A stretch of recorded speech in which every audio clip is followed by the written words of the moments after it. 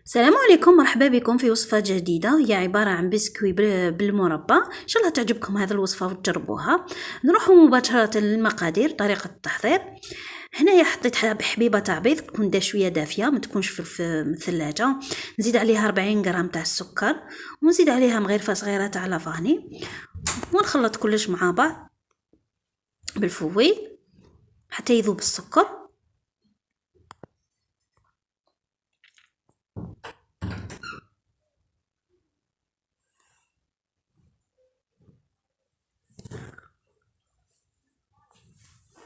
وبعد ذلك زدت 50 مليلتر تاع زيت، ونزيد نخلط مليح حتى يتبدل اللون تاع الخليط، يولي اللون تاعو قريب ابيض.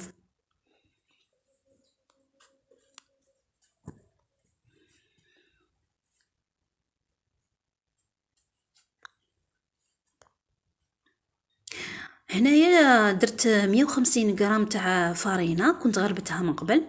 هنايا درت النص، من بعد نكمل الباقي.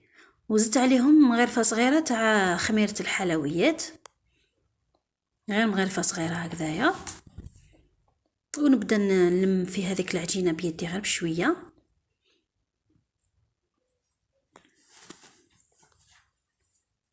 بعد زدت النصف الثاني تاع الفارينه، نكمل نعجنها حتى نتحصل على عجينه شابه طريه.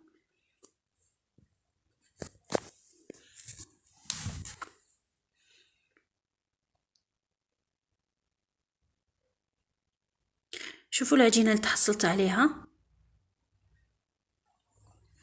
تجي طريه ما تلصقش في اليدين. هنايا قسمتها على 2، راح نحلها بالحلال.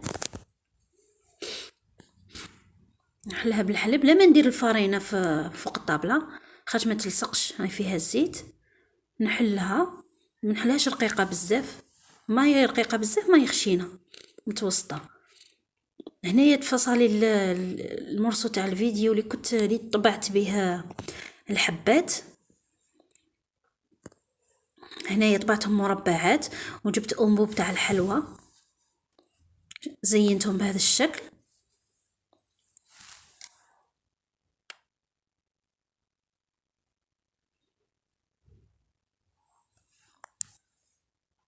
سي نضغط مليح باش يبانوا هذوك الفتحات،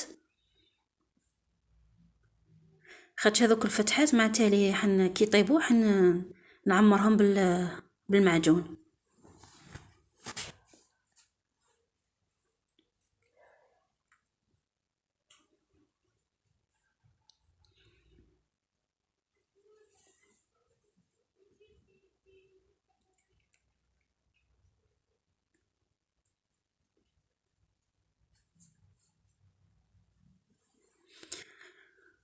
ومن بعد ستفتهم هكايا في السنيوه، ومن بعد دخلتهم للفرن على درجه حراره 120 باش يطيبوا في عرضهم.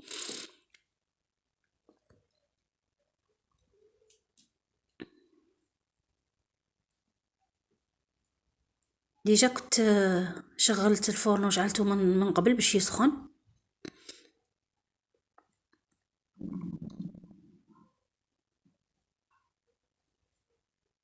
شوفوا هنا راهم طابوا لي هذوك الحبات تاع البسكوي، شوفوا كيفاه جاو، ما خليتهمش حماروا بزاف. كان زدت لهم شويه كانوا ينحرقوا، خاطش العجينه طريه بزاف.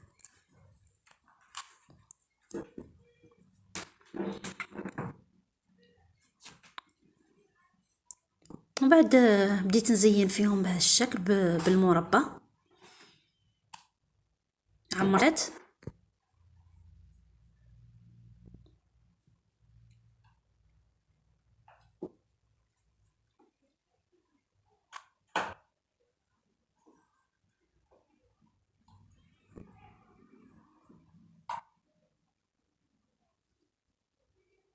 نتمنى تجربوا هذا الوصفه، ولا غير بزاف بنين. هذا البسكوي هايل بنين وجا خفيف بزاف، والاطفال تعرفوا هذا واش يحبوا.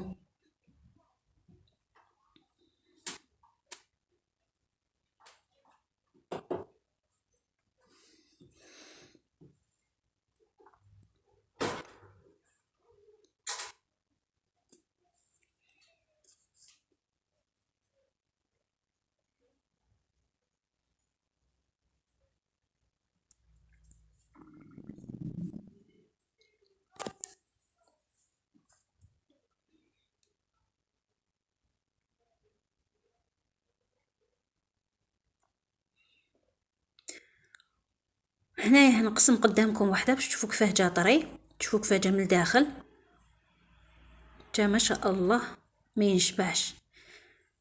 ان شاء الله نتلاقوا في فيديو اخر، ومع السلامه.